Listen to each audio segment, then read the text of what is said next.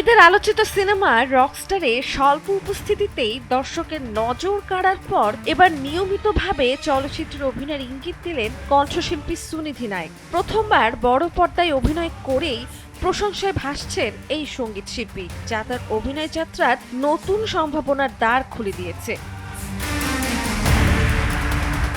সম্প্রতি নির্মাতা ইভান মনোয়ার সামাজিক মাধ্যমে সুনিধির অভিনয় নিয়ে প্রশংসাসূচক মন্তব্য করেন। তিনি লেখেন, তার চরিত্র আরও বিস্তৃতভাবে ব্যবহার করা যেত।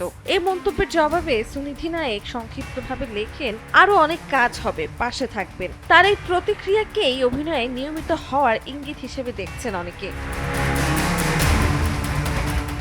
সামাজিক মাধ্যমেও রকস্টারে তার অভিনয় নিয়ে ইতিবাচক প্রতিক্রিয়া দেখা গেছে। দর্শকরা জানিয়েছেন, অল্প সময় পর্দায় থাকলেও নিজের উপস্থিতি ও অভিব্যক্তিকে তিনি আলাদা ছাপ রাখতে সক্ষম হয়েছেন।